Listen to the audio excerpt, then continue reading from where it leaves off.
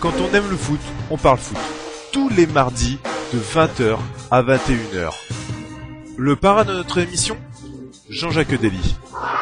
Bonjour, Jean-Jacques Dely. J'écoute sur RTS Radio. Quand on parle de foot, on aime le foot. Tout ça sur RTS Radio. Et nous créons le débat pendant cette émission avec un invité de marque. Salut à tous, c'est Jérôme Delanzu. Ici Serge Aurier. Ici Steve Elana. Ici Ludovic Joly. Ici Larson Forêt.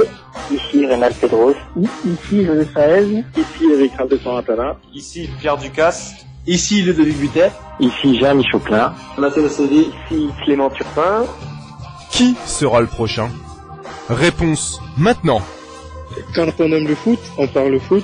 Et je l'écoute sur RTS Radio. Valentir partiu, pé esquerdo, uma bomba!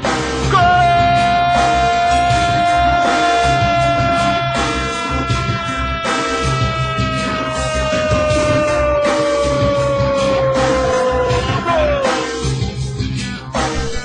Quand on aime le foot, on parle foot. C'est vous qui créez le débat.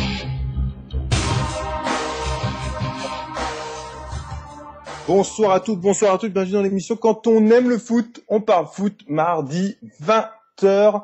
Comme tous les mardis soirs, je suis présent avec mes chroniqueurs Thomas, John, Lorelai et Brice qui sont présents. Bonsoir à vous 4, vous 5, vous 6, enfin il y en a plusieurs mais vous êtes les auditeurs. Bonsoir à vous. Bonsoir. Donc Jean-Michel Badian n'est pas là ce soir, je l'excuse, il a un petit dîner de gala, donc on lui fait un petit bisou. Il est suspendu ce soir. Il est suspendu ce soir et là t'as un carton rouge. On ne saura pas pourquoi, je crois qu'il a vanné trop Lorelai sur Twitter et il a trop la vanné aussi sur son jingle de Lorelai, sur le jingle sur mon clip surtout. Son nouveau truc, c'est de me vanner sur mon clip, donc. Ouais, bah, je t'ai mis en relation, donc c'est automatiquement, ça fait ça. Mais il y a d'un autre côté où il m'a taclé une fois, je l'ai taclé 100 fois. Je pense que le petit est sans jambes ce soir, il ne peut pas, il ne peut plus, il est perdu. Voilà.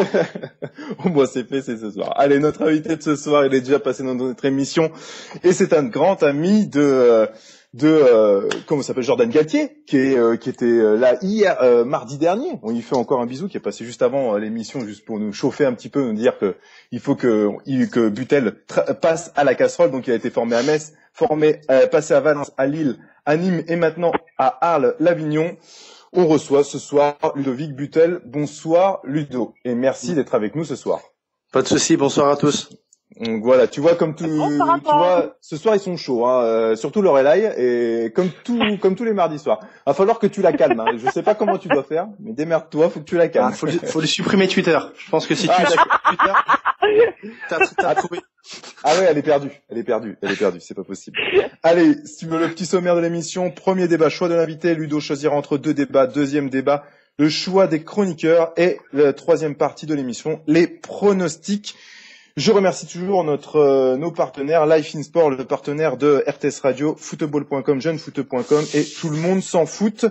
Et à la fin de l'émission, on aura un supporter qui veut te passer un petit mot. On devait l'avoir au début, mais je l'ai pas eu. Donc, on fera un petit mot pour toi, qui aura personnellement. Allez, on va commencer tout de suite, Ludo. T'auras choix entre deux débats. Donc, le premier débat, Deschamps mise sur l'avenir pour les Bleus. Est-ce que la sélection est prospère à la victoire, ou plutôt Chelsea, 2 coupes d'Europe en 2 ans et les 2 fois le coach viré. Pourquoi? Quel est ton choix? Chelsea. Allez, c'est parti sur Chelsea.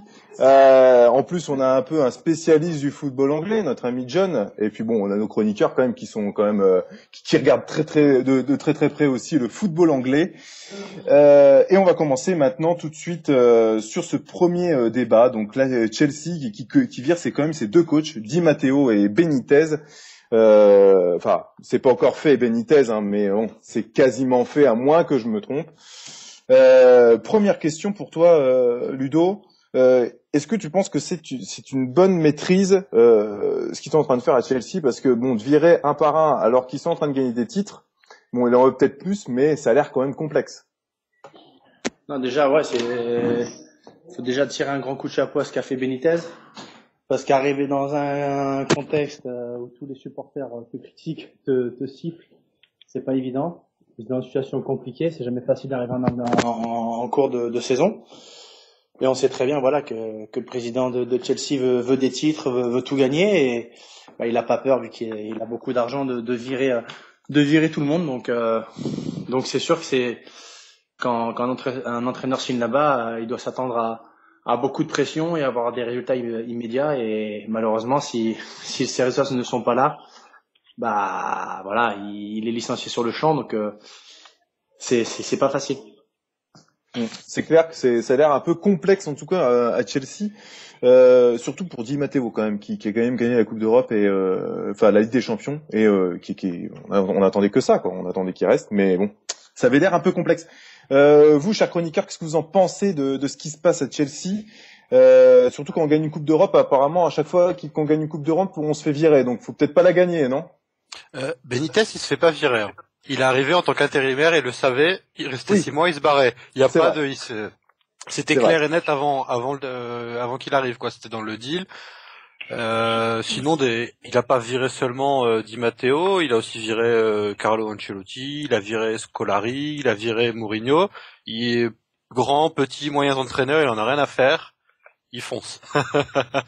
C'est vrai que c'est dommage, il avait essayé de créer quelque chose avec Andrés Villas-Boas, le manager général de Tottenham maintenant. Et, il avait un projet sur 3 ou 4 ans, et puis au final, au bout de 3 mois, le mec a dégagé, parce qu'il n'y avait pas les résultats nécessaires. J'ai l'impression que c'est un peu le caprice d'un riche milliardaire qui fait ce qu'il a envie et qui comprend pas grand chose au football. Même si avec miracle ça fonctionne. Vu qu'on l'a vu, il a gagné les deux Coupes d'Europe environ les coachs. Oui, voilà, ça fonctionne au niveau des résultats. Ouais. Mais après, faut savoir qu'ils ont quand même investir de guerriers, quoi. Les Lampard, les Terry, les Tchèques, voilà. Ils sont vraiment des guerriers. Ils ont su, sous Mourinho, Carlo Ancelotti, ils faisaient des stages de karaté pour avoir vraiment un mental de fer, et on voit que ça fonctionne. Il y a beaucoup de résultats ils perdent, ils prennent un but et puis ils se sauvent derrière. On a vu le but à la dernière minute contre Benfica, le week-end d'avant contre Aston Villa, t'as Lampard qui met 2 buts magnifiques à 10 minutes de la fin. Ce sont vraiment des guerriers, je pense, c'est ce qui fait la force de cette équipe aujourd'hui. Ok, on est en train un peu de te perdre, John, sur la fin. Je sais pas, ta connexion doit déconner peut-être un petit peu. Lorelai, tu voulais réagir un peu là-dessus. Non. Qu'est-ce que t'en penses? Moi, qu'est-ce que j'en pense? Non, mais c'est le fait que tu sais très bien que John est mon bras droit, bras gauche et jambe du milieu. Ouais, donc ce qui fait que non, je l'ai un petit peu eu, on a parlé un petit peu football forcément parce qu'on fait que ça toute notre vie. C'est notre passion première de parler football. Donc je l'ai eu au téléphone peut-être 1 heure avant l'émission et on parlait de ça en off. Et c'est exactement ça, c'est qu'il avait pas dû parler que les 2 derniers entraîneurs ont été virés, mais il a résumé la situation, c'est que on pointait du doigt le fait que non, justement, il y avait pas qu'eux, ils ont pas été virés, ils savaient très bien ce qu'ils faisaient, il y avait pas ni Benitez qui lui, même comme l'a bien souligné John, était en période intérimaire et il l'a bien senti, même ne serait-ce que le premier match où il est arrivé, où il s'est fait huer par les supporters. Il y a eu Di Matteo, il y a eu Villas-Boas avant, Ancelotti aussi s'est fait virer. Il semblerait que Mourinho revienne maintenant. C'est compliqué, mais je pense que il fait une mauvaise chose en ne gardant jamais, tu vois, en faisant des succès d'années d'entraîneur au fur et à mesure. Le fait étant, il a quand même la chance d'avoir une équipe qui tient la route derrière pour que l'équipe ne périclite pas, parce qu'avec plein d'autres ça pourrait les emmener au tréfonds et totalement les déstabiliser. Maintenant voilà, il y a une équipe solide à Chelsea qui fait que même quand tu changes d'entraîneur au gré de tes envies de milliardaire, ça reste quand même l'équipe de Chelsea et ça fait que tu restes quand même en compétition et que tu gagnes des titres. Ce qui serait bien maintenant, c'est que par contre que ça se pose, tu vois, il y avait José Mourinho était resté 3 ans, il me semble. Ah ouais. Très bien qu'il revienne et puis que justement sur José Mourinho, c'est très bien que t'en parles. Ludo, qu'est-ce que t'en penses? On peut pas refuser José Mourinho ou on savait que Benitez allait partir, c'est sûr, mais on peut pas le refuser d'un côté José Mourinho, ou ça peut se refuser quand même. Bah non, vu ce qu'il a apporté à Chelsea durant son passage, c'est difficile. Je pense que tout le monde a gardé un très bon souvenir de lui. voilà, en plus c'est un phénomène en tant qu'entraîneur, en tant que dans sa com aussi, il est très bon. Après, voilà, il est sous contrat avec le Real de Madrid, mais je pense que voilà, tout va être fait en sorte pour qu'il puisse rejoindre Chelsea. Et je pense que c'est bien pour le football anglais qu'il revienne dans son club de cœur. Je suis pas sûr que les journalistes soient du même avis que Ludo sur l'avis du retour de Mourinho en première ligue, hein. Parce qu'ils vont avoir de matière pour parler, mais ils vont être vite usés, je pense. Ouais, mais bon, je pense que les supporters, ce sont eux qui viennent au stade, ce sont eux qui dépensent leur temps pour leur club. Et je pense que entre Benitez et Mourinho, leur choix est vite fait. Après, voilà, Benitez savait qu'il venait en tant qu'intérimaire. Il a redressé la barre d'une équipe qui était en mauvaise posture. Il les a qualifiés pour la Ligue des Champions. Il a gagné la Ligue Europa. Je pense que voilà. En demi-finale de la FA Cup aussi en battant United en quart, c'est quand même il a vraiment fait du très bon boulot. Il a fait du très bon boulot et en plus dans des conditions super difficiles. Et après le plus de Chelsea cette année, c'est qu'ils ont recruté des jeunes joueurs comme Oscar ou Eden Hazard, qui leur permet de voir sur l'avenir. Après Lampard, même si c'est encore un grand joueur, il a quand même un certain âge maintenant. Terry pareil. Donc voilà, c'est un recrutement qui commence à voir sur l'avenir avec Azpilicueta, le jeune néerlandais qui a fait sa première apparition le week-end dernier.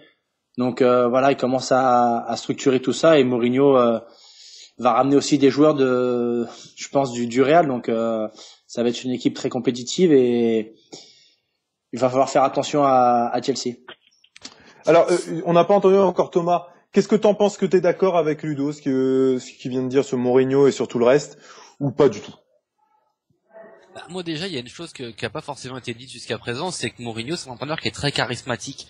Et automatiquement, les médias, ils attendent que ça, parce que Chelsea, depuis 3, 4, 5 ans, on en parle moins tous les jours.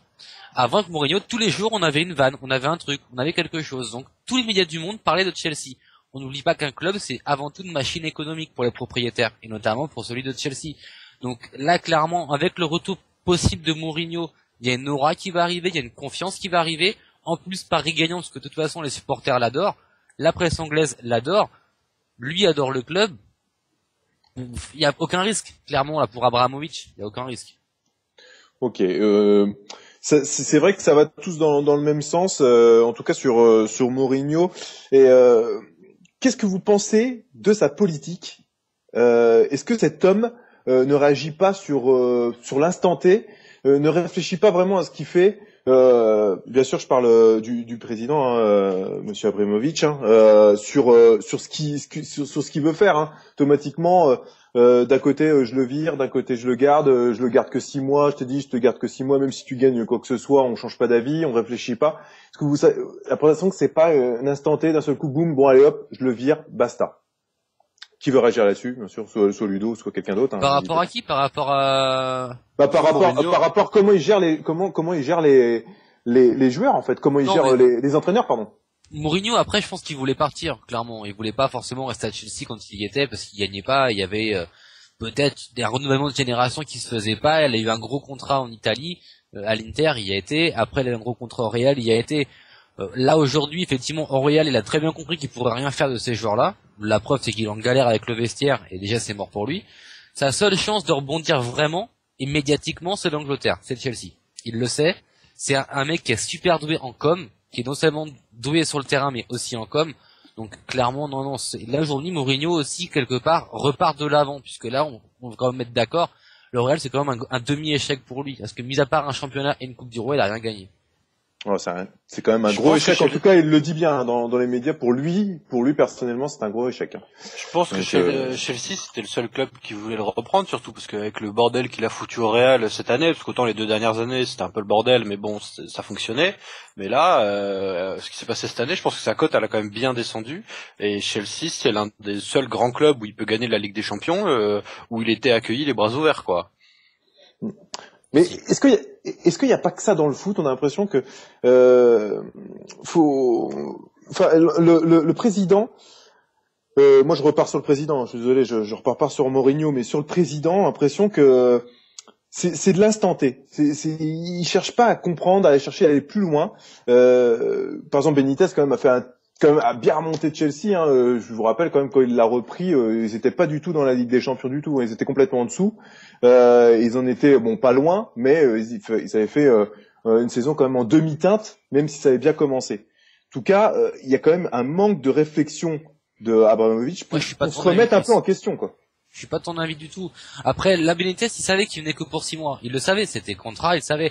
Et rien ne te dit qu'en plus, c'était pas déjà préparé et calculé à l'avance avec Mourinho depuis quelques semaines et quelques mois. Rien ne te dit que c'était pas fait à l'avance déjà qu'il allait venir en fin de saison. Parce que Mourinho se voyait cette année gagner la Ligue des Champions. Pour lui, c'était sûr, le Real allait l'avoir. Donc là, il l'a pas eu. En championnat, il est à la rue. Bah, dommage, c'était déjà prévu qu'il parte. Non, pour moi, c'était fait d'avance, en tout cas. Ok, c'était fait de plus loin. Ok, très bien. Toi, Ludo, qu'est-ce que tu en penses de la situation de Roman Abramovich qui essaye de pas faire trop d'erreurs, mais il vire ses entraîneurs. Est-ce que toi, tu penses quand même que c'est une bonne gestion son club? Comment il le fait? Virer deux coachs comme ça au fur et à mesure. Mourinho, s'il gagne pas la Ligue des Champions l'année prochaine, il est viré. Enfin, on imagine. C'est comment le nom du président de Chelsea? Non, je le redirai pas parce que j'arrive pas à le dire.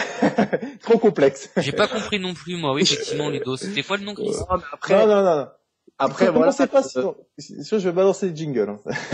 Non, mais après, je pense qu'avec la fortune qu'il a, il peut se permettre ce qu'il veut. Il paye, c'est lui qui paye ses joueurs, c'est lui qui offre tous les contrats. Donc l'entraîneur qui arrive à Chelsea, après dans tous les clubs d'Europe, c'est très bien qu'il est obligé d'avoir des résultats. Après, il y en a qui sont patients, il y en a qui sont moins patients, et ce président, a l'obsession de titres. Je pense que en 2 ans, ils ont gagné beaucoup de titres. Et ce qu'il aimerait maintenant, c'est gagner le championnat d'Angleterre. Mourinho l'a fait, donc en le reprenant, il espère retrouver ce sacre en Angleterre. Après, c'était pas évident. Faut que Mourinho recrée encore une dynamique avec cette équipe-là. Voir aussi le recrutement qu'il peut faire, en sachant que le PSG a aussi un grand portefeuille maintenant, Monaco aussi.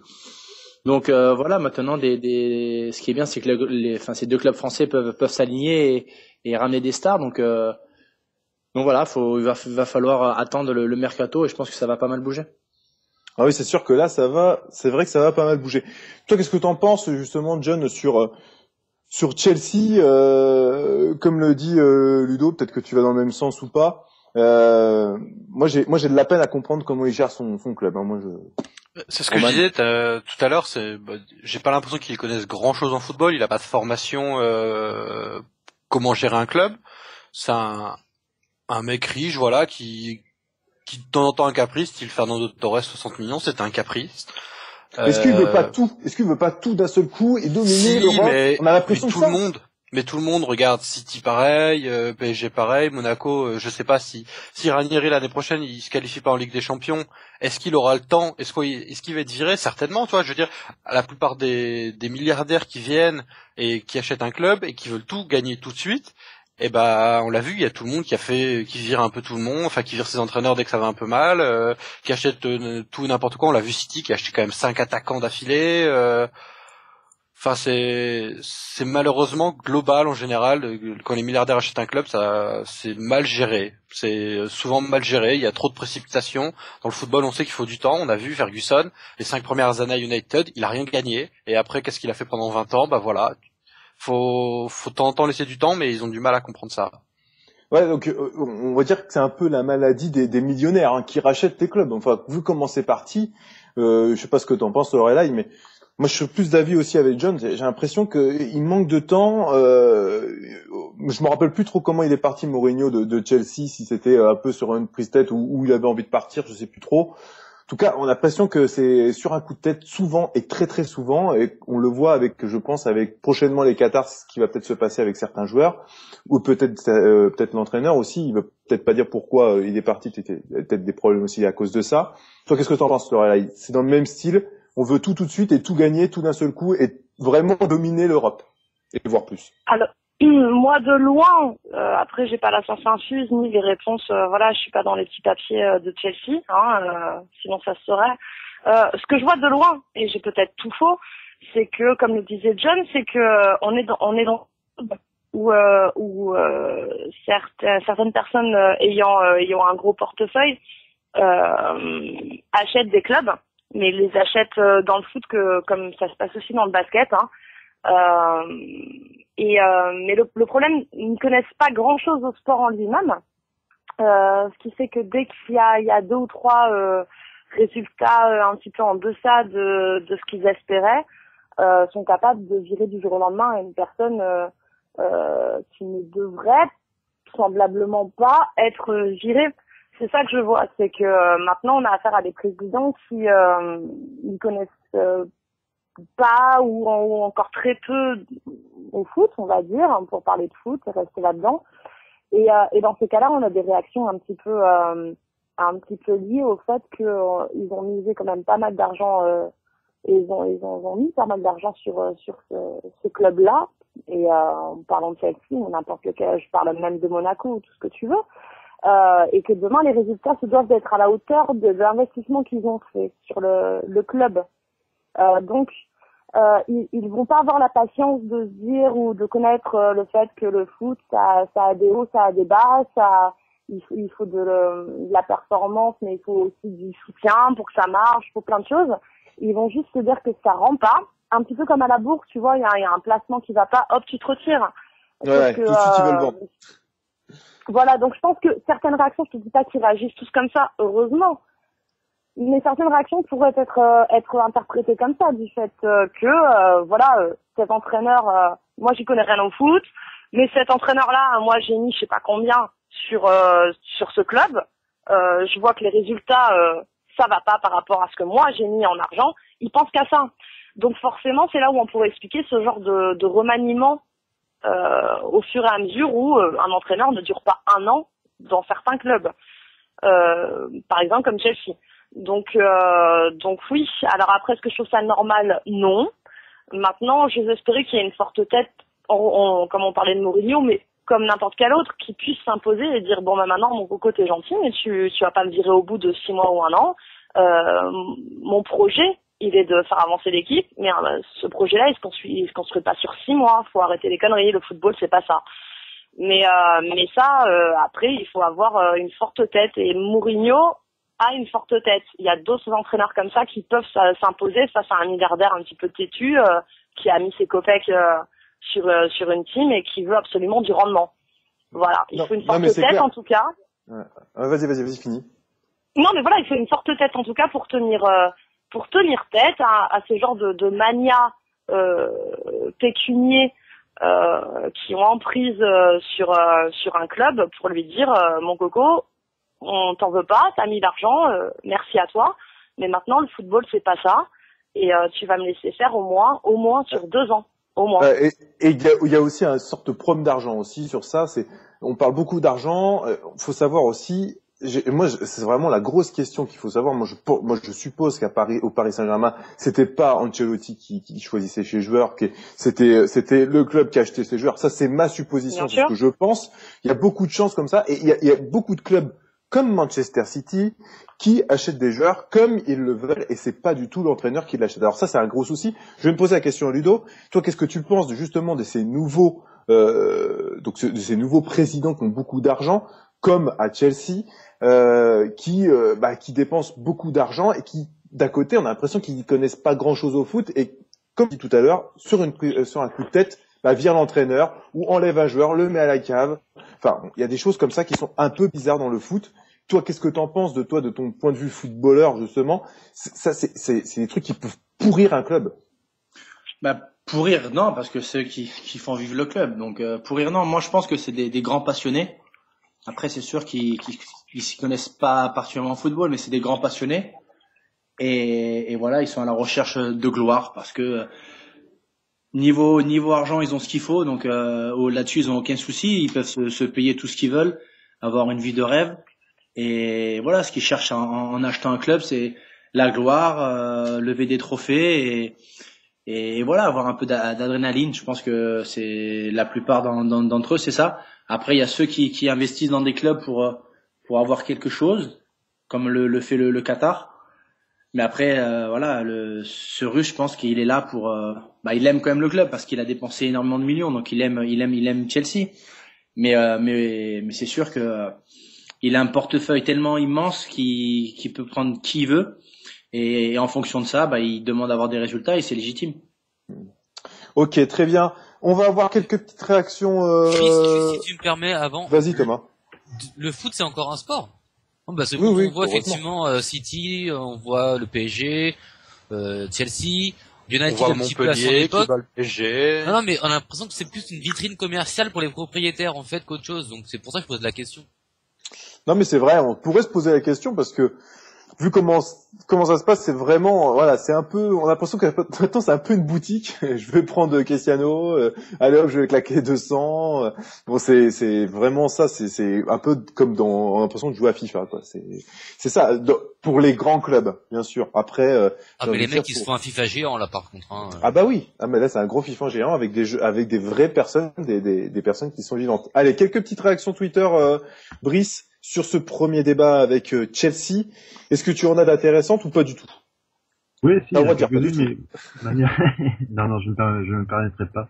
Il y en a quelques-unes, même beaucoup, en fait, qui disent qu'en effet, Abramovich fait un peu n'importe quoi à la tête du club, et qu'il ferait mieux d'installer un entraîneur sur le long terme, et quitte à pas gagner justement quelques trophées pendant quelques saisons, voire tout simplement une saison.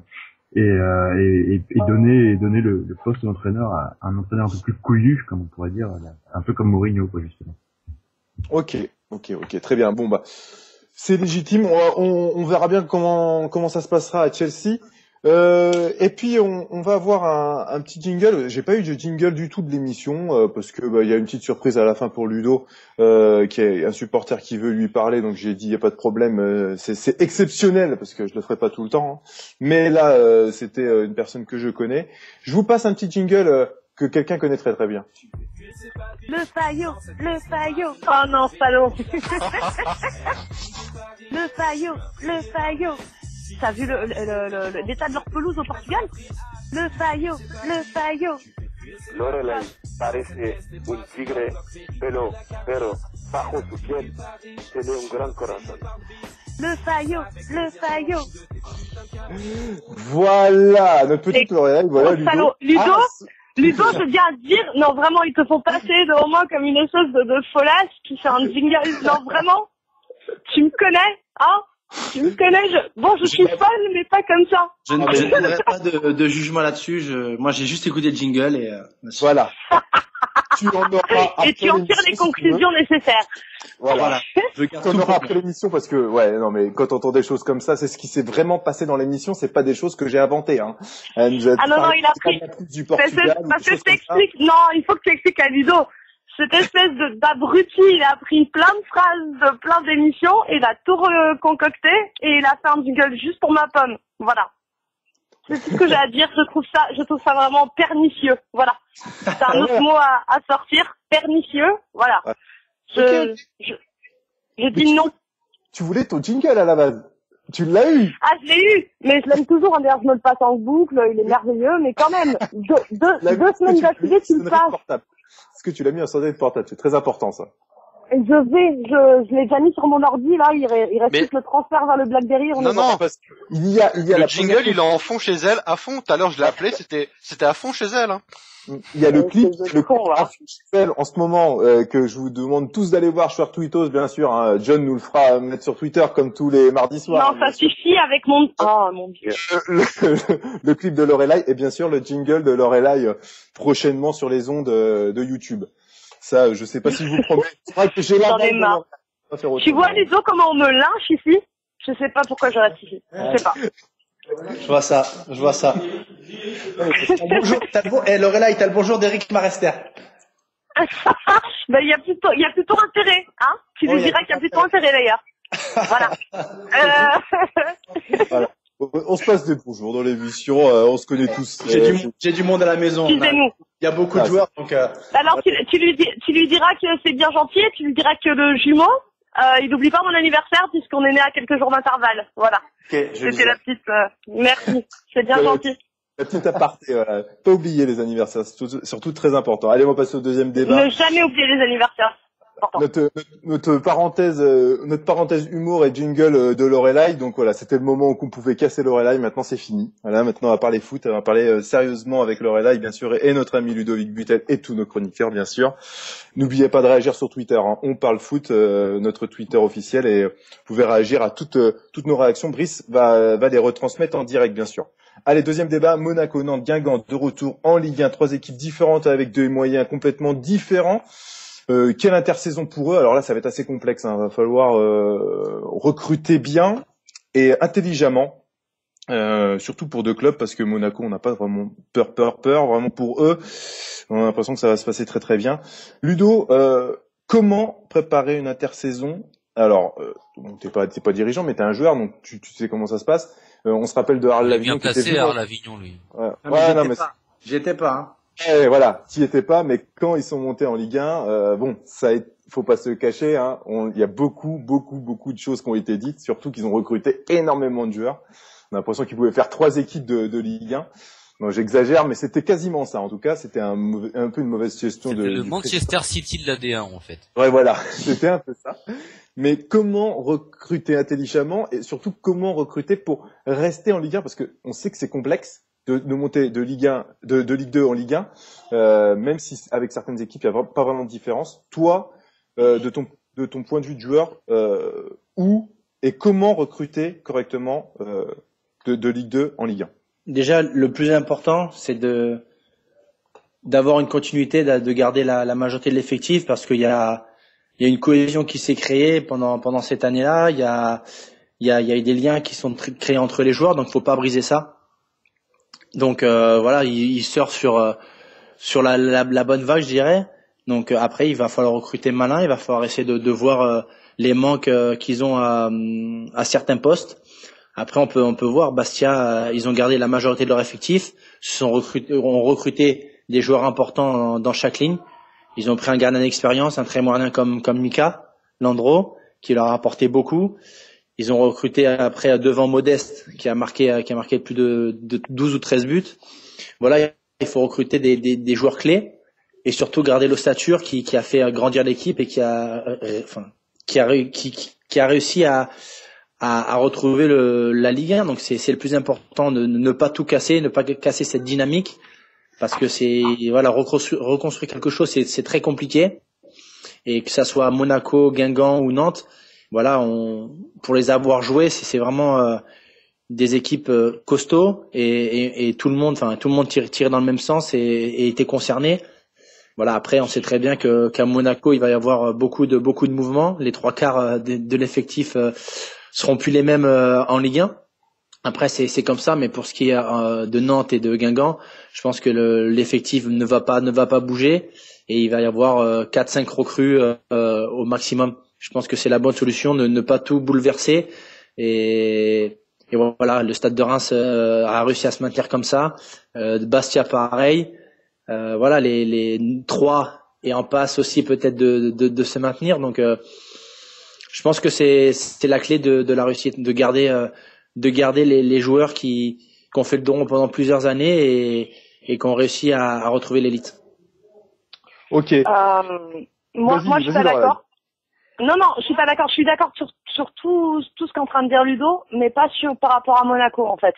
Je suis d'accord sur le fait, on en parlait, je vais revenir au fait que j'étais en off avec John il y a quelques instants et qu'on parlait de ce fait-là où justement il faut garder l'ossature, la charnière qui a fait fonctionner des équipes. J'ai parlé d'ailleurs de Bastia, c'est fou que tu en parles Ludo aussi dans ton analyse. On a parlé de Bastia et de sa montée l'année dernière et du fait qu'ils ont gardé leur charnière qui leur a fait être parmi l'élite, on va dire, et qui est revenu en Ligue 1 et qui a toujours fonctionné. On parle de Toafilou Maolida ou de gens comme ça, et ils ont su s'entourer après et renforcer leur charnière. Le fait étant, je pense que c'est vrai pour Nantes ou Guingamp, et surtout pour Nantes d'ailleurs, qui pourrait faire une très bonne saison en Ligue 1 cette année. Pour l'ASM, et là j'en place une justement pour Eric Maresper c'est mon frère, mais enfin plein d'autres joueurs aussi qui ont dû se barrer ou qui vont se barrer à l'intersaison. L'ASM n'est pas là pour garder une charnière qui va marcher. Elle est là pour prendre ce qu'il y a de mieux et on sait très bien qu'ils ont l'argent pour prendre ce qu'il y a de mieux en Europe.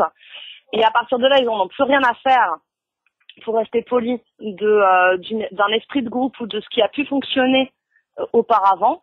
Ils sont là pour construire une espèce d'armada prête à concurrencer le PSG et concurrencer.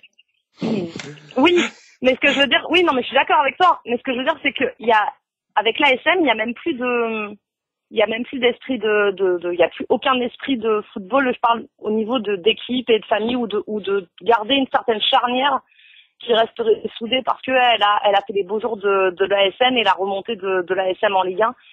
Et ils en ont plus rien à foutre s'ils pouvaient virer tout le monde. Enfin, demain, vraiment tout le monde, ils le feraient. C'est ce que j'ai dit. C'est ce que j'ai dit, c'est que les 3/4 de l'effectif ne seront pas reconduits en Ligue 1. Donc en Ligue 1 à la SM. Mais c'est ça qui est dommage aussi, parce que des mecs comme, il y a plein de mecs qui on va pas les citer, mais il y a plein de mecs qui ont mené à cette montée et qui étaient vraiment forts. Tu vois. Après cette année c'était le jeu de qui serait le plus fort pour rester au sein de l'équipe. Ça a été ça tout au long de l'année, tout au long de la saison, mais même ces mecs-là, ils sont pas sûrs après la saison qu'ils ont fait de pouvoir rester au sein de cette équipe, et ça c'est très dommage parce qu'ils vont se retrouver demain avec une équipe qui est disparate et sans aucun esprit d'équipe parce qu'ils viennent. On va faire le même exemple que Cupierre qui arrive en première ligue, ils veulent investir. Malaga. Ils ont viré tout le monde, ils ont voilà, recruté des plus ou moins stars. Oui. Bon, c'était pas des Falcao ou des Tevez, mais c'est vrai que ça a pas fonctionné. On l'a vu. Maintenant, ils descendent 2 ans après, donc c'est vrai que garder une ossature et pour garder un groupe vraiment proche, je pense que garder quelques joueurs de Ligue 2 serait quand même une bonne idée, quoi. Voilà. Et pour moi, pour finir sur l'analyse de Ludo, qui était très bonne, c'est qu'il y a un moment donné quand tu montes avec des mecs de Ligue 1 à Ligue 2 ou de n'importe où, quand tu fais une montée, il y a un esprit d'équipe et quand t'as des mecs comme ça, il faut garder la charnière qui est propre au fait que tu es monté, des mecs qui sont sûrs. Quand tu veux virer tout le monde, comme va le faire la SM, on le sait très bien, ils vont en garder très peu, ils vont garder ils vont en garder 2-3 des mecs maintenant de l'équipe actuelle. Bah de toute façon ils vont être obligés de garder surtout des Français parce que un petit peu plus, je pense, entouré par des gens du centre de formation surtout. Mais je parle en tant que titulaire, bien sûr qu'ils vont en garder plus, mais je parle en tant que mec que tu vas revoir tout le temps. Voilà. Germain, ça va être 2. Bah ouais, mais d'un autre côté, je pense que ça peut aussi leur desservir. Maintenant, moi je suis une grande partisane du fait que j'espère que l'ASM va concurrencer le PSG, va être là, va être bien présent en Ligue 1 la saison prochaine. Le fait étant, le foot c'est avant tout un sport d'équipe avec un esprit d'équipe et tu peux pas on va dire aller dans les hauteurs et perdurer si tu n'as pas cet esprit d'équipe. Si tout le monde joue en individuel, on l'a vu au PSG pendant des années, ça fonctionne pas. Et si demain c'est même pas l'équipe qui veut ça, mais si c'est les dirigeants et les hauts placés qui font ça, ça peut te détruire une équipe alors qu'elle peut aller très loin. Le problème de l'ASM à l'heure actuelle, ce serait ça, c'est de vouloir trop des Falcao, enfin tu vois, par rapport au fait qu'il y ait plein d'argent. Vas-y. Et le fait que les mecs ils sont là autant pour jouer dans une équipe qui a eu son passé, qui est une équipe plutôt bien, tout le monde le voit bien, tu vois, en Ligue 1, personne ne peut dénier ça, mais il n'y a pas un vrai projet derrière. Et donc dans ces cas-là, ça peut vraiment planter l'ASM. Par contre, pour Nantes, et sur les 3, je vais pas m'attarder sur Guingamp, pour moi, il y a très peu de chances qu'il reste, malheureusement, ça a été une grande équipe, mais je vais me faire mes plans sur la comète, je les vois pas être restés en Ligue 1 l'année prochaine, et si ça se peut, ça me donnera tort d'ici quelques mois, tu vois. Mais il y a Nantes qui peut construire un beau projet en mêlant mecs. Nantes va garder sa charnière qui l'a fait monter là, à l'heure actuelle, et en faisant un recrutement intelligent, en recrutant intelligemment. Je pense qu'ils vont garder vraiment les piliers. Ouais, voilà, comme tu dis, la charnière. Je vous poserai justement la question à la fin. Qui vous voyez descendre et qui vous ne voyez pas descendre dans ces trois qui vont monter en Ligue 1, bien sûr. On en parlera juste après. Donc, c'était super intéressant ce que vous avez dit, super intéressant, surtout sur Monaco. On va en parler un peu plus profondément, bien sûr. Si quelqu'un a envie de réagir dessus, n'hésitez pas. Comme le disait tout à l'heure John et Thomas, je le redis, un peu comme Malaga et comme QPR, c'est vrai que c'est très très bons exemples. Malaga, ils ont bien réussi, faut pas abuser. En même temps, ils ont bien réussi. Faible. Et les mecs sont pas payés, donc oui. Ouais, c'est encore ça. Ouais, c'est pour l'exemple. On n'a pas dit que c'était pour s'ils n'avaient pas réussi ou pas. C'est juste pour voilà, comme le dit Tom, c'est un exemple. Est-ce que vous n'avez pas peur aussi, vous chers chroniqueurs, après on partira sur Nantes, pour finir sur Monaco, est-ce que vous n'avez pas peur que ce soit des mercenaires quand même? Bon, certes, on parle de Falcao et de Tevez, ça va peut-être pas être des mercenaires, mais est-ce que ça va pas être des mercenaires au niveau financier? Moi, je voudrais bien effectivement dire que là, on s'emballe un peu sur Monaco avec les noms qui arrivent, les noms ronflants, tout ce qu'on veut. Oui, moi Monaco dépend Ligue 1 déjà. Sportivement, oui, financièrement, non, parce qu'il y a quand même 200 millions à donner. Donc clairement, ils sont pas en Ligue 1 du tout déjà. Donc on va pas s'emballer sur Monaco. Ça m'embête, parce que moi j'aimerais bien que Monaco est en Ligue 1 parce qu'ils le méritent très largement. Ils ont créé l'histoire de la Ligue 1, ils ont été dans l'histoire, ils ont porté beaucoup, donc ils le méritent. Mais pour l'instant, législativement, ils n'y sont pas. Nantes, c'est une très bonne chose, et Nantes, j'ai pas peur, comme pour mes collègues tout à l'heure, je l'ai pas dit, mais j'ai pas peur pour eux parce qu'ils veulent recréer le jeu un petit peu des époques feudaux. Donc c'est ce qui leur a le mieux réussi, il y a pas de crainte. Et Guingamp, au vu de cette saison, et je pense que Ludo pourra en attester, Guingamp avec le niveau de jeu qu'ils ont eu toute l'année, notamment à domicile, ils auront pas grand chose à craindre en Ligue 1 l'année prochaine. Oula, moi je suis pas trop d'accord avec toi. Mais Tom, juste pour revenir juste sur ma question, est-ce que tu penses pas que ça soit justement ces grands noms-là, s'ils arrivent, ne soient pas des mercenaires financiers, surtout pour Monaco qui n'a pas de taxes et tout le reste? C'est ce que tu penses pas que ce soit un peu des mercenaires là-dessus? C'était le cas par le passé quand on a eu Morientes, on a eu des joueurs, Calonne notamment, qui venaient un peu de partout et qui effectivement étaient là pour le taux non imposable. Maintenant, oui, il y a une polémique. Il faut d'abord payer les 200 millions avant d'envisager autre chose. Moi aujourd'hui, effectivement, les joueurs, on le sait, ça a toujours été comme ça. Ludo, qui a fait une grande carrière en Ligue 1, en Espagne et autres, il le sait. Monaco, c'est réputé pourquoi? Parce qu'il n'y a pas d'impôt. Donc, on le sait. Donc là, clairement, aujourd'hui, moi, j'ai pas peur pour les mercenaires. J'ai plus peur que Monaco se fasse rejeter de la Ligue 1, malgré qu'ils en aient construit l'histoire.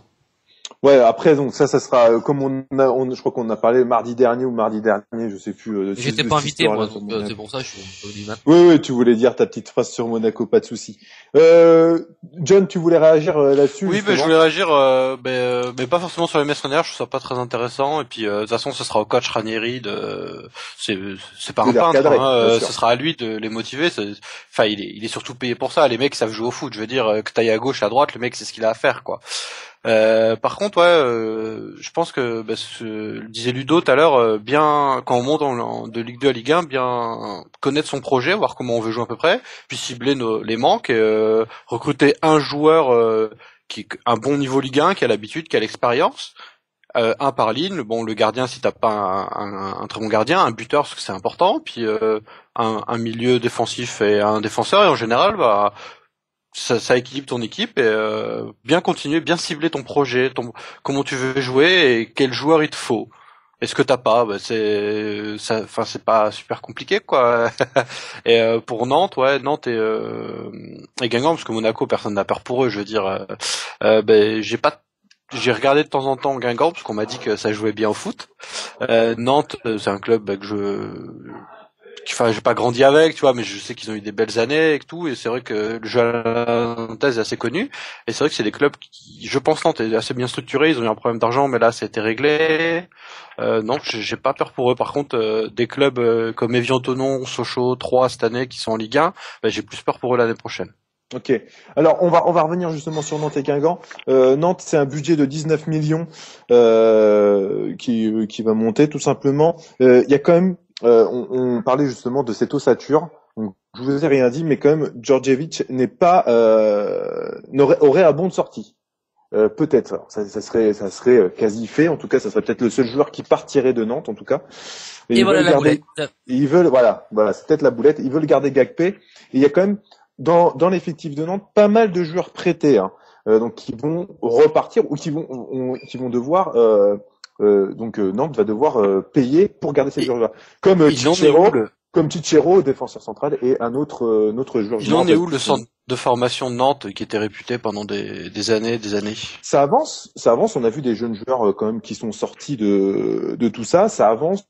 Après, on n'a pas de noms florissants actuellement qui sont là. En tout cas, c'est pas les joueurs de Nantes qui sont arrivés en premier. C'est plutôt les joueurs un peu de Rennes, j'ai envie de dire, même si c'est pas excellent ce qu'ils font. En tout cas, c'est plus les joueurs de Rennes qui sont en Ligue 1 plutôt que les joueurs de Nantes actuellement qui sont en Ligue 1. Messieurs, Ludo, qu'est-ce que toi tu en penses? Parce que justement, on parlait un peu de cette ossature. Perdre Djordjevic quand même, qui est un très très bon buteur à Nantes. Est-ce que tu penses que c'est pas un gros risque? Après, faut voir déjà s'il part. Après, faut voir, voilà, s'ils le vendent à un bon prix, ils peuvent retomber sur leurs pieds et prendre un autre attaquant. Donc, voilà, s'ils le vendent, c'est qu'il y a une raison, c'est qu'ils vont gagner aussi de l'argent. Après, on sait très bien que les clubs français ont besoin d'argent pour vivre. Après, il y a de bons attaquants sur le marché. Il y a des attaquants qui demandent des prêts aussi, donc qui auront envie de jouer et démontrer leur valeur. Donc voilà, je pense que ça va être un mercato intéressant. S'il va y avoir beaucoup de changements et voilà, je pense que le championnat va être encore meilleur l'année prochaine. Ok, d'accord, très bien. Bon, je l'espère parce que surtout pour Nantes. Lorelai s'est prononcé là-dessus sur Nantes en Ligue 1 qui pourrait rester en Ligue 1 sans aucun problème. Elle m'a dit que des conneries, elle, donc voilà. Ça compte pas. Justement, Thomas, je voulais avoir ton avis là-dessus. Qu'est-ce que tu en penses? Est-ce que tu penses que Nantes pourrait rester en Ligue 1 assez facilement l'année prochaine? Facilement non. Donc, j'exagère. On le sait, la Ligue 1 est ultra serrée et ça se joue surtout à des détails. Maintenant, Nantes, c'était déjà une erreur de les voir en Ligue 2, j'ai envie de te dire. L'histoire du football veut qu'on voit Monaco, Nantes, Guingamp en Ligue 1. Et Ludo, je pense que tu es d'accord avec moi quand on dit que ces clubs-là sont des clubs de Ligue 1 de par leur histoire et de par leur passé. Il y a eu des problèmes de gestion à un moment, humaine, sociale, financière et autres, qui ont fait qu'ils sont descendus.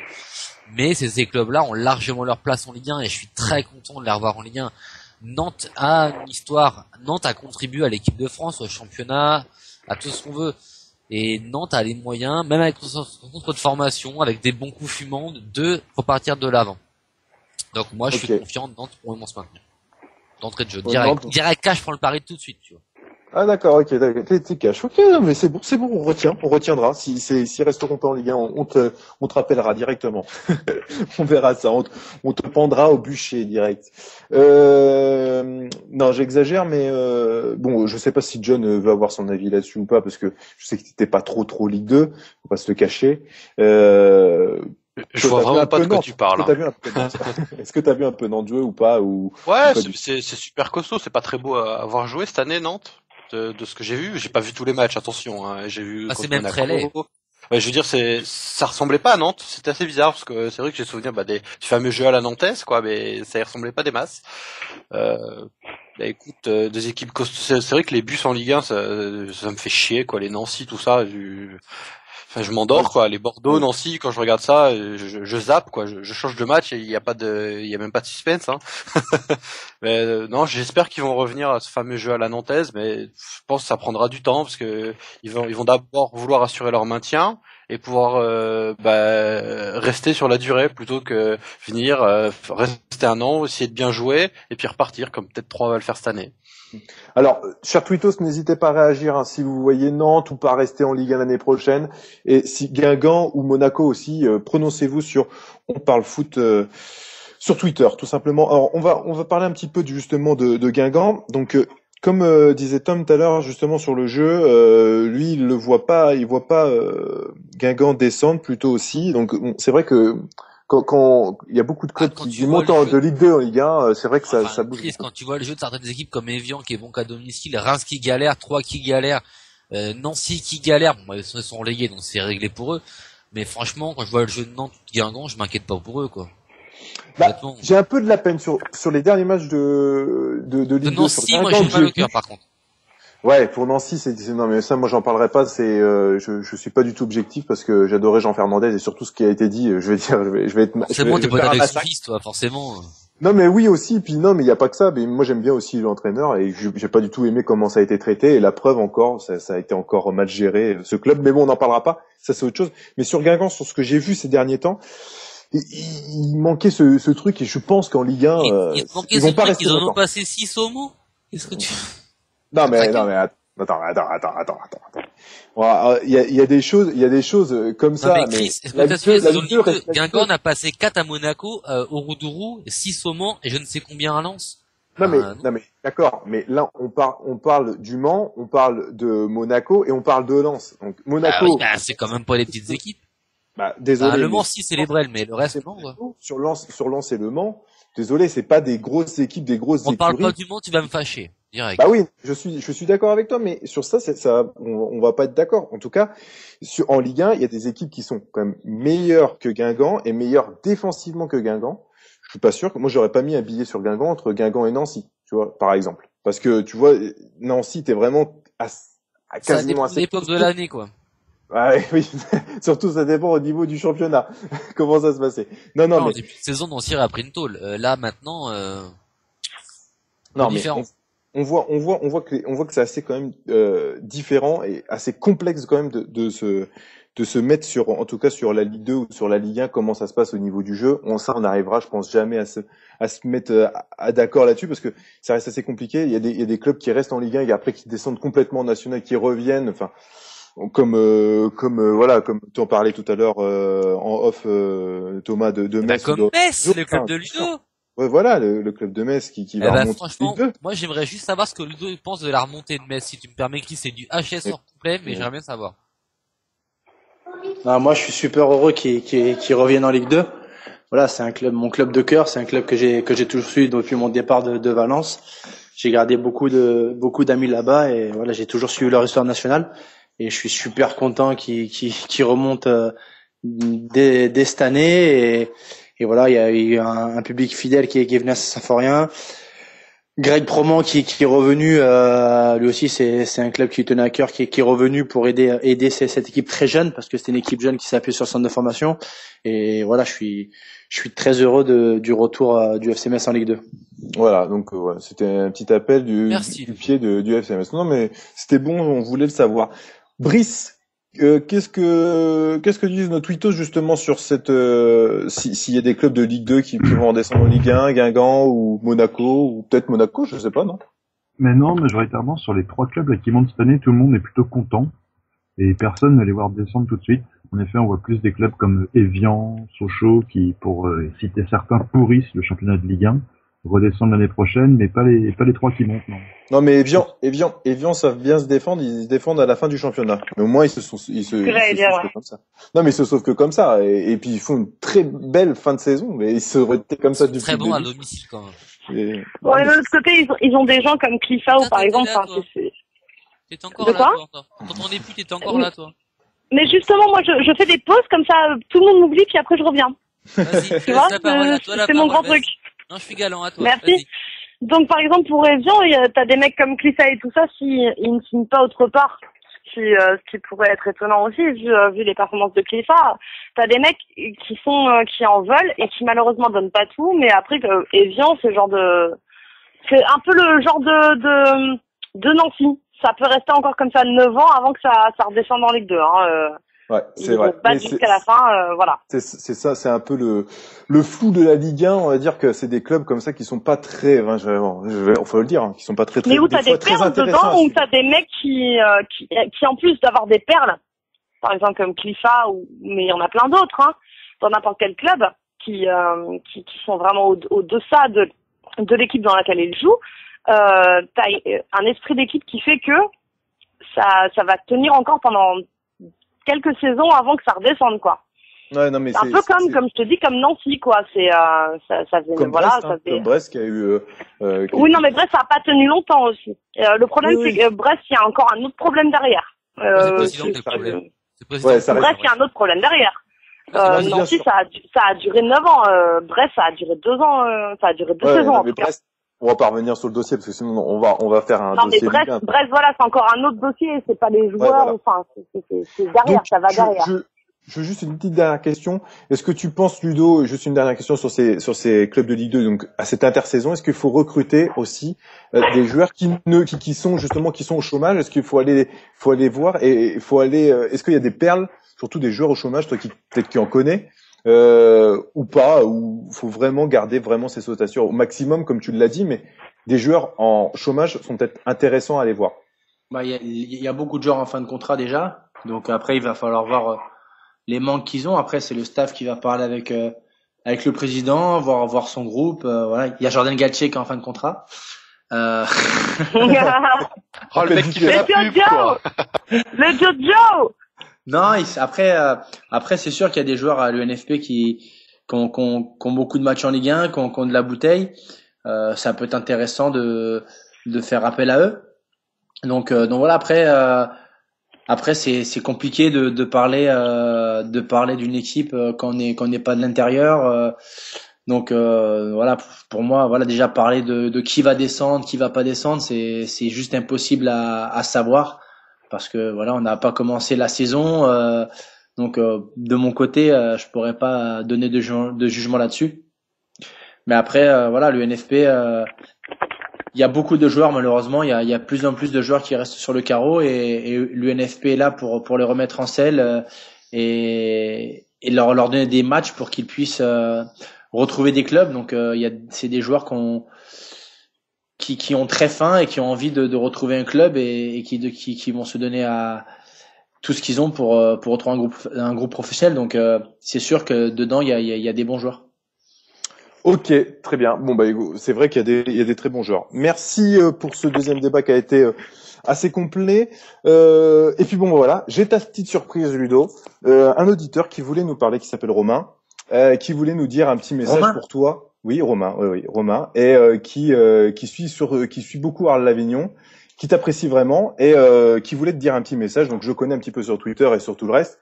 Et qui voulait passer à l'antenne, donc je lui dis oui, comme je dis, comme j'espère qu'on m'écoute. Je ne peux pas faire ça à tout le monde, sinon on passerait des heures, et c'est pas ça le but. Ça s'appelle du favoritisme, hein, c'est pas. Ouais, bon. Voilà, c'est ça. Donc Romain, il y a un nouveau Fayot. Il y a un nouveau Fayot. Ouais, peut-être tu vas peut-être te faire prendre ta place. Vas-y Romain, on t'écoute. T'as un petit message à Ludo. Vas-y, on t'écoute. Salut Ludo, comment tu vas? Salut Amaury. Déjà c'est pas le même prénom. Voilà, grillé tout de suite. La voix de ouf.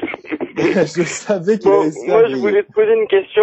Est-ce que tu envisages de rester à Avignon l'année prochaine? Ah, la question qui fâche. Non, elle fâche pas. Déjà, il me reste 1 an de contrat avec Arles Avignon. Donc pour l'instant, je suis au club. Après, on verra s'ils veulent me conserver ou pas. Mais il me reste 1 an. Moi, je suis très bien dans ce club. Après, il va falloir voir avec le projet sportif aussi, savoir qui va rester, si Franck Dumas aussi sera l'entraîneur l'année prochaine parce qu'il était venu pour 6 mois. Donc il va rencontrer les dirigeants cette semaine. Donc voilà, tout l'effectif serait heureux et a envie que Franck Dumas soit l'entraîneur de Arles Avignon l'année prochaine. Et après on verra ce qui peut se passer pendant le mercato, mais pour l'instant je suis encore sous contrat avec Arles. Alors, vas-y. Est-ce que t'as déjà des contacts avec certains clubs pour éventuellement l'année prochaine? Il y a eu des contacts qui sont créés, il y a des clubs qui se sont renseignés. Et maintenant, il y a rien de concret, rien d'officiel. C'est des prises d'informations, savoir combien de temps de contrat il me reste, savoir ce que j'envisage. Donc voilà, pour l'instant. Moi, mon but, voilà, c'était de se maintenir avec le club. C'était pas évident parce qu'on a changé 3 fois d'entraîneur et je pense que pas beaucoup de clubs ont réussi ce pari à se maintenir. Nous, on l'a réussi, donc je pense que c'est une belle performance. Et voilà. Après, il reste ce dernier match à domicile face au Havre à bien finir devant les supporters. Et après, on pourra partir en vacances et voir ce qui se passe pendant le mercato. Mais comme j'ai dit, je suis bien à Arles. Après, s'il y a une opportunité qui est intéressante pour moi et pour le club, on en parlera et on va réfléchir ensemble. Alors, Ludo, on va dire qui c'est quand même. c'est notre Martin Amaury que tu connais très bien et qui est quand même le premier supporter de Arles-Lavignon là-bas, qui est handicapé moteur et qu'on a déjà reçu sur notre antenne, que moi j'ai fait une interview personnellement pour sa montée du Mont Ventoux. Donc bonsoir Amaury déjà, et bah Ludo, qu'est-ce que t'as à lui dire déjà, parce que lui qui veut te faire une blague, après tu te vengeras comme tu veux parce que tu le vois très souvent. Donc surtout à mon avis pour le match à domicile, le dernier match. Voilà, bah je ferai une petite surprise. Mais bon, moi je vais être très honnête avec toi Ludo, je pense que, comme j'ai dit à Christopher et je vais dire devant tous les auditeurs, je pense que tu devrais terminer donc l'année prochaine et partir pour voler de tes propres ailes, parce que tu as un talent fou, tu as joué dans 2 grands clubs européens qui est le LOSC et le FC Valence. Et moi je trouve que là actuellement, bon c'est bien ce que tu fais, mais tu gâches ton talent de gardien de but. D'accord, et justement moi j'ai une question par rapport à Ludo. Bah justement, je sais qu'après tu peux pas trop parler, tout ça, on sait très bien. Ces conneries-là, on les connaît. Maintenant, je reviens sur le fait que Amaury dit la même chose. Tu connais le talent que tu as et tu sais tu connais déjà, tu sais la valeur que tu as. Après, peut-être forcément, tu peux pas trop l'étaler puisque c'est nous qui devons être juges de toi. Mais voilà, à l'Avignon, tu vas pas cracher sur ton club. À l'heure actuelle, tu es là-bas. Mais je sais très bien que si demain il y a une proposition qui se présente, tu la prendras. Toi, demain, tes espérances par rapport à l'âge que tu as et le poste que tu as, qui sont quand même, c'est quand même un truc vachement compliqué pour un gardien et tout ça. Tu peux, non, mais c'est pas ça. C'est que l'âge par rapport à un gardien, tu peux rester vachement longtemps. Mais tu peux pas faire n'importe quoi en tant que gardien non plus, et c'est ça, je pense qu'il a un talent fou, tout le monde le reconnaît. Demain, pour moi, il est pas fait pour Arles-Lavignon, par exemple. Maintenant, demain, je sais très bien que quand il va me répondre, là, il va pas me dire oui, mais non, moi, Arles-Lavignon, c'est trop peu pour moi. Il peut pas le faire, de toute façon. Mais voilà, sans pour autant te griller, toi, demain, ne serait-ce que tes espérances ou un truc comme ça par rapport à l'âge que tu as, et tout ce qui te reste aussi à venir, parce qu'il reste quand même certaines années à vivre en tant que gardien. T'as pas fini encore. Tu vois, t'as pas fini ta progression. Toi, qu'est-ce qui te plairait de faire maintenant? À l'heure actuelle, même si je te parle pas de parler de mercato, ni de quitter Arles-Lavignon, hein. Je te parle de toi, qu'est-ce qui te plairait de faire? D'ici la fin. Moi, le but, mon but, c'est de retrouver la Ligue 1, tout simplement. Après, pour retrouver les gains, il faut jouer. Donc, il y a un club qui m'a offert cette possibilité. Ça, c'est Arles-Lavignon. Voilà. Donc voilà. Donc moi, le but c'était de jouer. J'aurais pu rester en Espagne et cirer le banc et gagner beaucoup plus d'argent, ne pas payer d'impôts. J'ai pas fait le choix financier. J'ai fait le choix sportif. J'ai voulu jouer. Je préfère gagner un peu, moins d'argent, c'est sûr, mais jouer, m'éclater sur le terrain. Avoir des émotions, parce que voilà, cette année, même si on a t'as la passion. Oui, j'ai la passion. Moi, j'ai toujours joué au foot. Je jouais dans un club amateur en promotion de ligue à Cormontreuil. J'allais à l'entraînement en roller, j'entraînais les jeunes, j'arbitrais les jeunes. Je jouais le dimanche matin, le dimanche après-midi. Toute la semaine, c'était les entraînements avec ma catégorie, avec les seniors. Donc, j'ai toujours baigné là-dedans. Et voilà, après, à un moment donné, faut se poser des questions, savoir est-ce que tu veux faire une carrière de doublure ou est-ce que tu veux postuler en tant que titulaire. Je pense avoir les qualités pour être titulaire. Maintenant, je l'ai démontré, ça fait 3 saisons en Ligue 2 où j'ai fait 3 saisons complètes. Donc voilà, maintenant, j'espère retrouver la Ligue 1. Après, on sait très bien que tant qu'il n'y a pas de départ de gardien, ça bougera pas. Et après, voilà, je suis dans un club du Sud, mais il y a un projet intéressant. Après, il faut savoir canaliser un peu certaines personnes et s'entourer de bonnes personnes. Franck Dumas a un bon carnet d'adresses, a une philosophie de jeu. Depuis qu'il est arrivé, on a de belles performances. On va voir ce qu'il en est les prochaines. Si Bakary Soro prolonge, si Romain Rocky prolonge aussi, qui va rester, qui peut venir aussi. Et on verra ce qui peut arriver.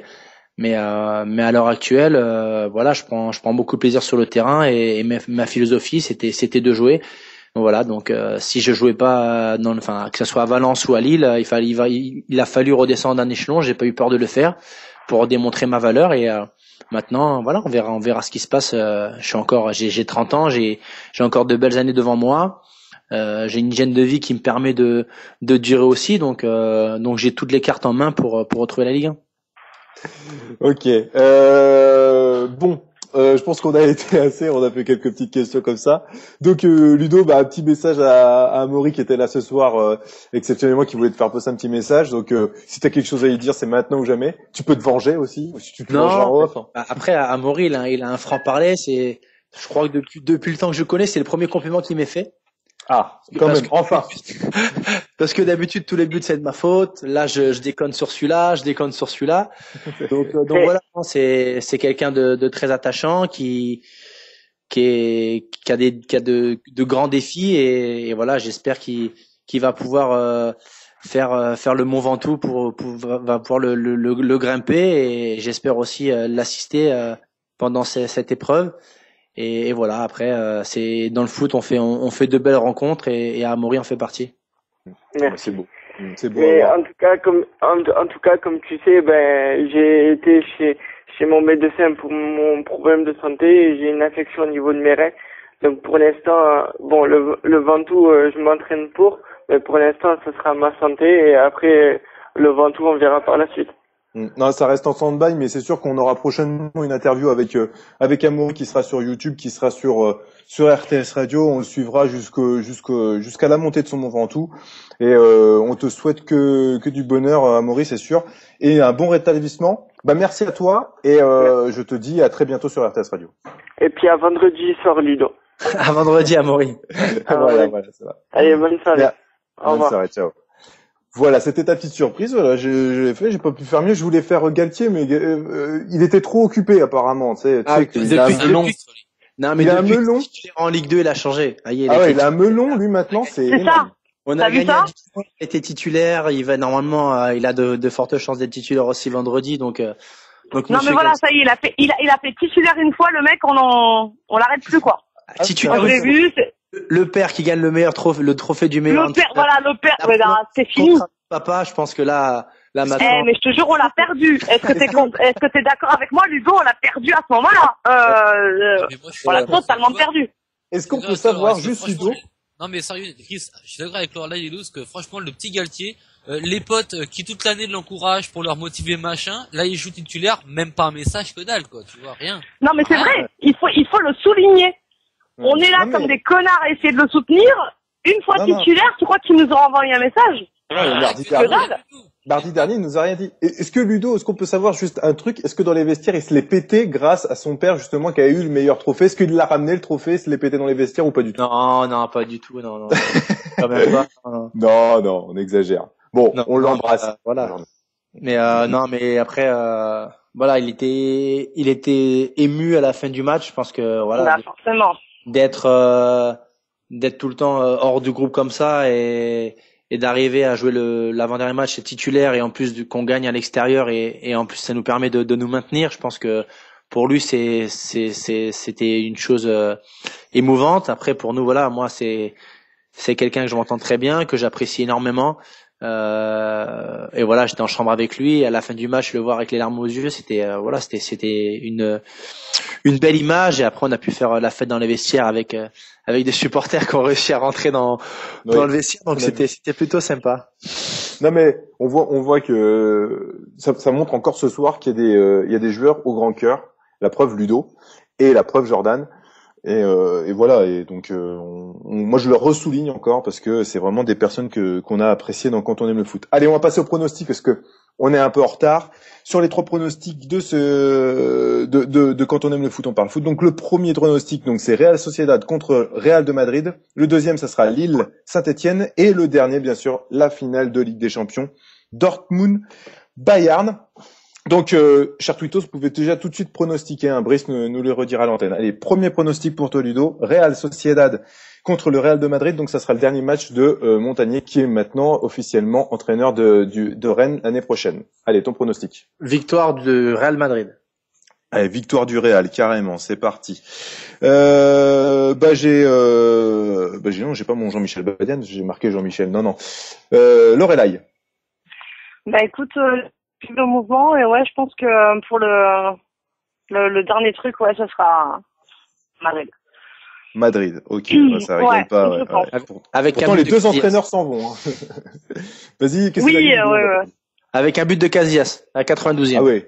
Ouais, voilà, bien sûr, forcément, voilà, avec un but, note-le, but de Casillas. De 50. Ouais, la cote est de énorme.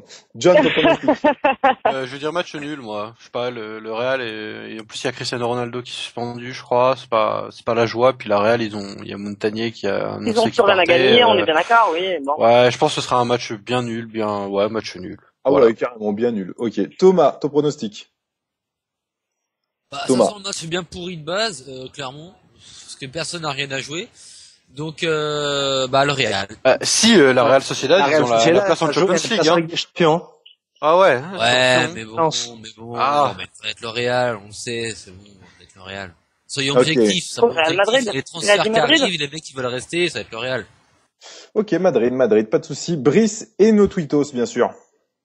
Eh bien, sur Twitter, c'est Real Madrid, et moi, je vais déjà supporter Philippe Montagnier, je vais dire Real Sociedad. Ah, voilà, ça c'est beau à voir. Et ben moi je vais dire la même chose que toi, Brice, tu vois, je vais pronostiquer la Real Sociedad parce que j'aimerais bien voir notre Super, Madrid va gagner. Merci Brice, merci. Voilà, faut pronostiquer totalement le contraire que moi. Mais on sait jamais.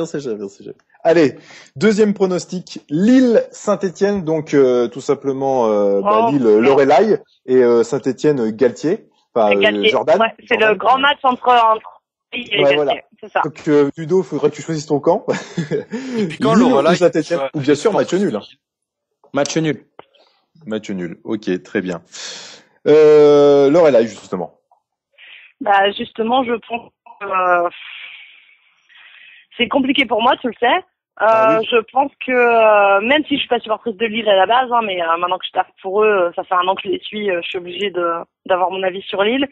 Et je pense que Saint-Étienne est une grande équipe qui même à l'extérieur peut faire la différence et qui joue la C1, donc ça va pas se passer comme ça. Et donc j'ai pas envie de pronostiquer une victoire de Saint-Étienne, donc je vais mettre un nul moi aussi. Ok, un match nul. Voilà. Non mais ok, très bien, pas de souci. Je sais que Jean-Michel Badian aurait mis ASAC. Non, après je te dis pas que demain je vais jouer ça dans mon loto-foot, mais en tout cas mon cœur dit que match nul ça serait bien. Voilà. C'est pas bien. Non, mais je le dirai personnellement aux non, mais je le dis comme ça, personne ne suit mes pronos, mais c'est mon cœur qui dit ça, c'est pas la meuf qui va aller jouer son loto-foot demain. D'accord, pas de problème. Match nul. Ok. Nos tweetos, ne suivez pas du tout Lorelai, c'est simple. non, mais on sait que... Sur ce match-là, ne me suivez pas.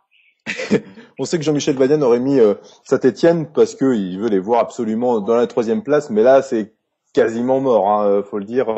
Non, je pense que les deux, personnellement, si tu veux une analyse poussée, Vas-y. Et c'est pour ça que mon résultat n'est pas totalement faux, c'est que Lille, tout autant que Saint-Étienne, ont beaucoup à jouer, beaucoup à gagner, et que les deux vont pas se laisser faire comme ça, donc forcément ça va être le match à regarder pour moi. Il y a un truc qui m'a interloqué aujourd'hui, c'est que BeIN Sport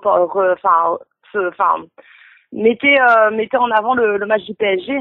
Mais on n'a plus rien à foutre. PSG a gagné, on s'en fout. Faudra leur expliquer. Ce qu'il y a à regarder, c'est ça. C'est des Lille Saint-Étienne, c'est des pour revoir Beckham pleurer. C'est des Ajaccio Nice, c'est des matchs comme ça qui se jouent, qui sont importants pour chacune des équipes. Et pour moi, Lille Saint-Étienne, c'est un putain de bon match à regarder pour la dernière journée, qui est un match très important parce qu'ils ont tout à gagner, que ce soit la C1, la C3 ou rien du tout. Voilà, c'est fait. Non mais voilà. Clairement, t'as mis ton tacle. Donc pour moi, ça va être un grand match de entre guillemets de champions et ils vont pas lâcher l'affaire. Ouais, ça va être une belle finale, c'est sûr. Allez, John, ton pronostic. Ce sera Saint-Étienne. Ah bah comme ça au moins c'est clair. Thomas, ton pronostic. Eh ben j'adore les deux équipes. J'aime beaucoup Lille, j'ai beaucoup de tendresse pour eux, notamment pour Rudy Garcia, mais Saint-Étienne. Saint-Étienne, ça marche. et Brice et nos tweetos. Alors sur Twitter c'est Lille et moi je vais aller pour un match nul. Ok, un match nul. Et moi pour ma part, ça reste assez compliqué, mais je vais mettre vu que personne n'a mis Lille, moi je vais mettre Lille. Comme ça, moi ça marche. Si moi je passe, j'aurai au moins tout le monde, j'aurai tous mes pronostics bons. Enfin, ou peut-être au contraire. Allez, dernier pronostic, cette finale de Ligue des Champions, deux clubs allemands, Dortmund contre Bayern. Quel est ton pronostic, Ludo? Bien sûr, pronostic, t'as le droit de pronostiquer un match nul, hein, c'est à la fin des temps réglementaires, hein, ou non, on va dire vainqueur, non. Il n'y a pas de match nul, c'est vainqueur. Grosse surprise, Dortmund. Allez, Dortmund. Ah, carrément. Ok, grosse surprise. Et bien. Ce serait pas une surprise, hein. C'est la bête noire, hein. Dortmund, c'est la bête noire du Bayern de Munich, hein. C'est un truc de fou. Si Ludo a dit ça, à mon avis, a mis ça, à mon avis, il va mettre de l'argent sur Dortmund. Je ne joue pas en tant que. Non, c'est pas Karabatic. Non, ce n'est pas Karabatic, Ludo. Non, mais je sais que tu fais jouer ta femme. Interdit en tant que footballeur à jouer dans notre compétition, donc je ne joue pas au pari sportif. Non, mais Ludo, je sais que tu fais parier ta femme. Arrête. Ou tu fais parier ton enfant. Pari sportif. Non, je rigole, bien sûr. Pronostic de Lorelai. Bonne question. J'hésite entre un nul ou même Dortmund. Je dirais nul aussi, pareil. Je dirais nul. Nul. Très bien. Ouais. John, qui voulait pronostiquer. Dortmund au penalty. Le truc bien dégueulasse pour le Bayern. De toute façon, les finales, à part quelques finales qui ont été très belles. De toute façon, on les a battus chez eux, donc je m'en fous, moi. Moi, c'est clair. Thomas, ton pronostic? Le Bayern, son problème. Bayern, ok, très bien. Bon, moi, c'est clair. À noter que Götze a fait une rechute et il sera indisponible pour la finale. C'est bon à noter. J'allais le préciser à la fin, ça, tu vois. Non, mais c'est bon à noter. Mais pendant les paris, c'est mieux. Ouais. C'est mieux de le préciser au début, mais on le précise toujours à la fin, nous. Brice et nos tweetos. Sur Twitter, c'est Bayern. Et moi, je vais dire Dortmund. Dortmund. Ok. Eh ben, écoute, pour ma part, moi, je vais mettre Bayern aussi. Comme ça, moi, j'aurai tort aussi avec Thomas. Comme ça, au moins, on sera tous les deux à avoir tort. Au moins, c'est clair. Voilà, on arrive à la fin de notre émission. Un grand merci à Ludo. Et moi, j'ai un petit message à passer à Ludo. Comme l'a dit tout à l'heure Lorelai, j'adore ce goal. Et il a fait une fin de saison. Cher recruteur, regardez sa fin de saison. Et j'espère que l'année prochaine, il sera à Lens. Voilà. C'est un appel du pied pour les Lensois. Faut vous réveiller, mes chers Lensois. Alors, attention, moi, j'ai pas dit Lens. Non, voilà. Mais moi, j'ai dit, regardez-le, hein. Il est là. Et il vaut bien. J'ai pas dit Lens. Toi, tu dis Lens parce que c'est ton club de cœur. Oui, moi, j'ai un deuxième appel du pied à lancer. C'est ta femme, la Ludo. C'est la Soso. Voilà. C'est ma pote. Mais il y a un moment donné, ça va suffire. Je vais te la piquer. Sache-le. Voilà. C'est comme ça. Ça t'appelle du pied, là. Pour moi, c'est les choses. Ça, c'était la personnage joke de la soirée. Mais voilà. Sois sur tes gardes. Attention. À tout moment, je surgis. Okay. À tout moment, Lorelai peut être dans un buisson et peut apparaître. On sait jamais. Fais gaffe. On ne sait jamais. Derrière un buisson, tu sais, pendant que tu entends t'entraîner, tu me vois surgir. J'arrive. N'oublie pas ça. Voilà. Faire attention. Non, et de gros bisous parce qu'on n'en parle pas assez. Excusez-moi. De gros bisous à Eric Marester qui a fait sa fin de saison à Arles-Avignon et qui est un très très bon joueur qui est passé par Troyes et qui a été capitaine à Troyes et qui est un mec qui vaut de l'or autant humainement que footballistiquement. Et voilà, je lui passe mon respect et mon salut et j'espère que lui aussi la saison prochaine il sera là où il faut. Voilà. Alors. Juste pour vous dire, vous saurez toutes les anecdotes de Lorelai bientôt dans son livre. Lorelai, la bio, bientôt. De quand on aime le foot, on parle foot. Avec les pelouses, bien sûr, les points pelouses. On aura toutes les pelouses de Ligue 1. Voilà, on aura tout. Allez, merci encore un grand merci à Ludo, qui est un très grand joueur et un très grand homme. Je tiens à vous rappeler quand même que ceux qui gagneront le pronostic gagneront, pas les pronostics, mais qui gagneront les pronos sur la page de Quand on aime le foot, on parle foot. Donc, on gagne quoi, un voyage? Gagneront le maillot de Ludovic Butel dédicacé que je suis allé récupérer personnellement. Il a arrêté un penalty. Voilà, c'est exactement ça. On remercie encore Ludo. Merci Ludo. Non, j'en ai arrêté 3. Voilà, il en a fait d'autres. Et on le remercie en tout cas. pour ce maillot, et c'est un homme au grand cœur, et je te souhaite une fin de carrière énormissime dans des plus grands clubs qu'il faut. Enfin voilà. Je te souhaite que du bonheur et un grand merci encore d'être passé dans l'émission. On te le souhaite tous, mais la fin de carrière, il en est loin encore. Hein. On te le souhaite tous. Une bonne carrière là. Jusqu'à la fin, il en a encore des années, il est pas mort. Ah bah putain, à 30 ans, t'en as encore des années de carrière. Hein. Ça va, j'en ai pas mal encore. Ouais. Bon allez, merci à vous tous, chers chroniqueurs bien sûr, Brice, John, Thomas et bien sûr notre Lorelai national, parce que maintenant c'est un monument, bientôt un monument historique va apparaître sur Lorelai avec des livres, tout ça. Enfin bon, on l'arrête plus dans l'émission, c'est impressionnant. Merci encore à Ludovic Butel et merci encore à Maury Martin. Je tiens à vous annoncer, bien sûr, j'ai un peu une mauvaise nouvelle pour vous, chers Twittos et chers tous ceux qui nous suivent depuis l'émission. Mardi prochain, ça sera la dernière de Quand on aime le foot. On parle foot, pas la dernière de la saison, non, la dernière tout court. Ça sera fini. Ouais. Après, il y en aura plus tous les mardis. Vous serez peut-être orphelin de Quand on aime le foot, on parle foot, mais vous serez à moitié orphelin, bien sûr. Vous pourrez nous suivre sur Twitter, sur Facebook. La dernière, il faut être là. Hein. La dernière, pour la dernière, je me fous à poil. Voilà. Mais on s'en fout, on est à la radio. Voilà. C'est comme ça. Elle l'a dit. Mais la dernière, je me fous à poil. Du coup, je viendrai pas, alors. Mardi prochain à 20h, ça sera la dernière de Quand on aime le foot, on parle foot. On fera une remise des trophées de Quand on aime le foot, on parle foot qu'on a mis en ligne sur Quand on aime le foot sur le groupe. Donc vous pouvez aller encore voter sur ces trophées amusants et rigolos. Donc c'est un peu ça va être sympa. Et on passera les meilleurs moments de notre émission qu'on a fait 2 saisons quand même. Et on passera les meilleurs moments avec tous mes chroniqueurs. Tout le monde sera là. Donc il n'y aura pas d'invités, mais mes invités et mes grands amis, ça sera mes chroniqueurs, bien sûr, du soir, que je remercierai encore et encore. Merci à vous tous. Donc mardi prochain, 20h, on se retrouve. Et merci à vous tous sur Twittos et qui nous suivent. Et continuez à nous suivre sur Twitter et sur Facebook. Allez, salut, ciao, ciao.